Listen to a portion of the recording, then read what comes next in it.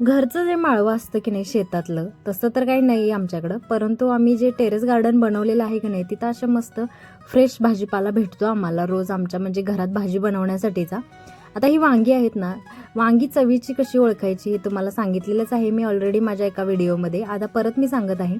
जी जांभळ्या रंगाची वांगी असतात, थोडी हिरवट आणि जांभळी, आणि काटेरी जी वांगी असतात ना, ती चवीला लागतात. सोबतच इथं भेंड्यांची झाडं लावलेली आहेत, तर भेंड्याही इथं निघतात भाजीसाठी.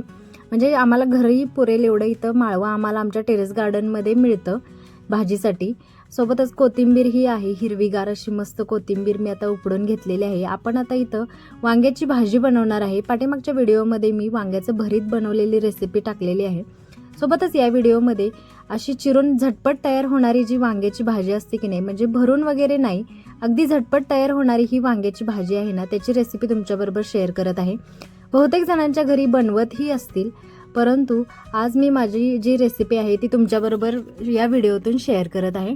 रेसिपी तुम्हाला आवडली असल्यास व्हिडिओला नक्की लाईक करा, शेअर करा, कमेंट करायलाही विसरू नका रेसिपी तुम्हाला कशी वाटली ते. आणि अशाच सिंपल रेसिपींसाठी आमच्या चॅनलला नक्की सबस्क्राईब करा. अशी मस्त रसरशीत रसेदार भाजी जर असेल तर आमटीची गरज लागत नाही. म्हणजे थोडीशी ग्रेव्ही टाईपमध्ये आता भाजी बनवलेली आहे. आणि मसाले म्हणाल तर अजिबात कोणताही एक्स्ट्रा मसाला कोणताही वापरलेला नाही.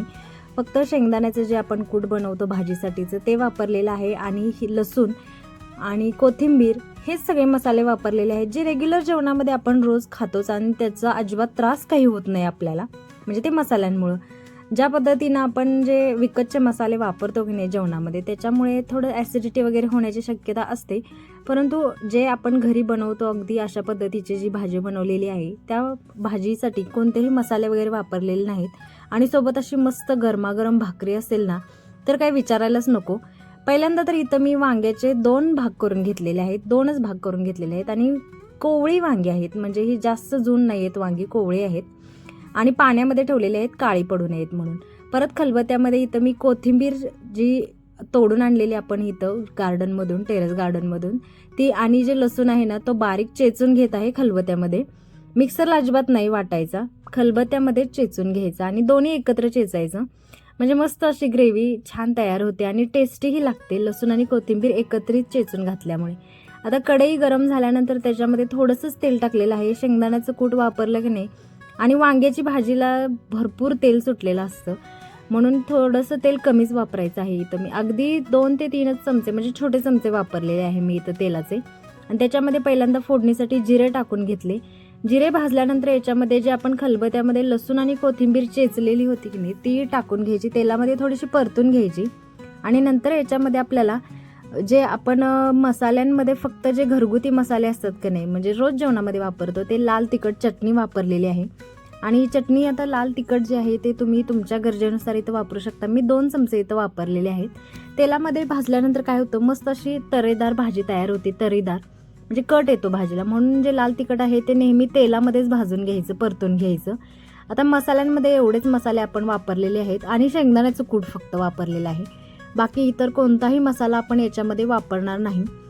चिरून घेतलेली जी वांगी आहेत ते फोडणीमध्येच अशी परतून घ्यायची. जोपर्यंत सगळा मसाला जो आहे फोडणीमध्ये आपण घातलेला ते त्याला पूर्ण कोट झालं पाहिजे, म्हणजे वांग्यांना, तोपर्यंत भाजून घ्यायची. शक्यतो कमी पाण्याचा वापर करायचा शिजवण्यासाठी. जी कोवळी वांगी आहेत ती पटकन शिजली जातात, जास्त वेळ लागत नाही शिजण्यासाठी. म्हणून तेलामध्येच आपल्याला ही काय करायचे, थोडीशी मऊ पडेपर्यंत अशी भाजून घ्यायची. आणि नंतर याच्यामध्ये आपण जे शेंगदाण्याचं कूट करून घेतलेलं असतं की नाही, घरात असतंच बारीक करून घेतलेलं भाजलेल्या शेंगदाण्याचं, ते इथं मी 4 चमचे घातलेलं आहे, तुम्ही बघितलेलं आहे. तुम्ही तुमच्या म्हणजे क्वांटिटी जेवढी लागणार आहे भाजीची, ग्रेव्हीची, त्याच्यानुसार ॲड करू शकता, कमी जास्त प्रमाण करू शकता. आता एवढंच वापरलेलं आहे याच्यामध्ये. आणि परत हे आपल्याला सगळं मिक्स करून घ्यायचं, परतून घ्यायचं. नंतर याच्यामध्ये थोडंसंच पाणी ॲड करायचं, म्हणजे जेवढं आपल्याला ग्रेव्ही पाहिजे तेवढंच पाणी ॲड करायचं. जास्त पाणी घातलं की नाही भाजी पांचट होते, म्हणून जास्त पाणी नाही वापरायचं. अशा पद्धतीनं भाजी नक्की बनवून बघा, नक्की टेस्टी लागेल. आणि लास्टला याच्यामध्ये मी आता मीठ ॲड केलेलं आहे. आता भरून ज्यावेळेस आपण वांगी करतो, मसाला आपण बनवून घेतो, शेंगदाण्याचं कूट वगैरे, त्याच्यामध्येच मीठ टाकतो.